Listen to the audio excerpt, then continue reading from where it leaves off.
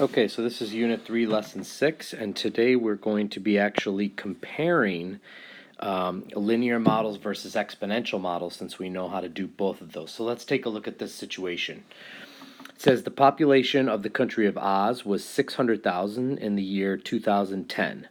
The population is expected to grow by a factor of 5% annually. The annual food supply of Oz is currently sufficient for a population of 700,000 people and is increasing at a rate that will supply food for an additional 10,000 people per year. Okay, so the first thing it asks us to do is it asks us to write a model for the population of Oz. Okay, so if we look back at the population, sorry, let me get this thing a little straighter here. So if we look at the population, it says that the population was 600,000 in the year 2010 and was increasing was growing by a factor of 5% annually. Okay, so we know how to deal with that. We're going to go ahead and we're going to take our 5%. And since we're growing, we're going to add that to 100. So we're going to do 100 plus 5, which gives us 105%, which is in decimal form 1.05. So our model then is going to be, and it asks us if it's linear or exponential. Well, we know that it's exponential because we're growing by a factor of a percentage. So that's automatically exponential. So our formula is, remember, y equals a times b to the x, where b is our growth factor and a is our initial value. So our formula for population is going to be y equals our initial population is 600,000, and that's going to be times our growth factor, which we determined to be 1.05 raised to the x or raised to the t. Now, in this case, x is going to be the number of years after 2010, since our initial value was in 2010. Okay, and we know that this is exponential. This is an exponential model. All right, then it says, write a formula to model the food supply. Well, if we look back at our information here, the food supply was good for 700,000 people. So that's basically our initial value, and it's increasing at a rate of 10,000 people per year. Okay, so in this case, we've got our initial value is going to be, this is a linear model since we're going up by the same amount every year, 10,000. This is going to be a linear model.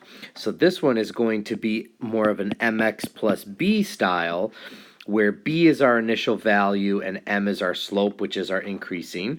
So this one is going to be, we're increasing 10,000 people per year plus our initial value of 700,000. Okay, so that's where we are at. And this one we know to be linear. And oh, and by the way, in this case, x is the same. It's the number of years after 2010. So let's write that down, actually. Number of years after 2010. And we know that this is a linear model.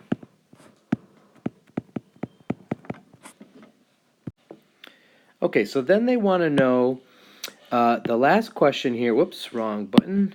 The last thing they want to know is, at what point does the population exceed the food supply and justify your answer?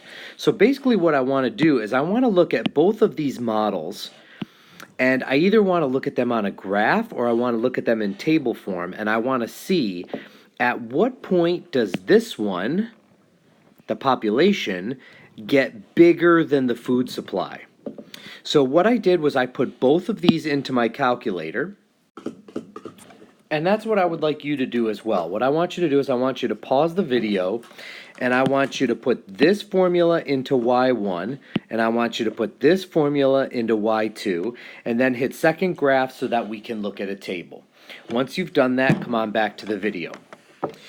So, now that we've got this all in our calculator, now we can analyze it. And if you look at the table, if you look at y1 and y2, let's zoom in on on the years 4 and 5, okay, where y1 is my population and y2 is my food supply. So in year 4, my population, you should see the same thing. My population was 729,304, and my food supply was 740,000. So in that year, I'm good. My food supply is bigger than my population. But in year 5, my population goes up to 765,769, but my food supply is only 750,000. And so what we find that in year 5, which is 2015, 5 years after 2010, the food supply is the population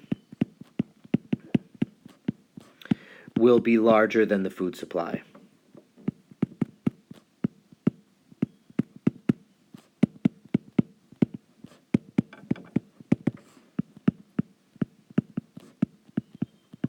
And that's it.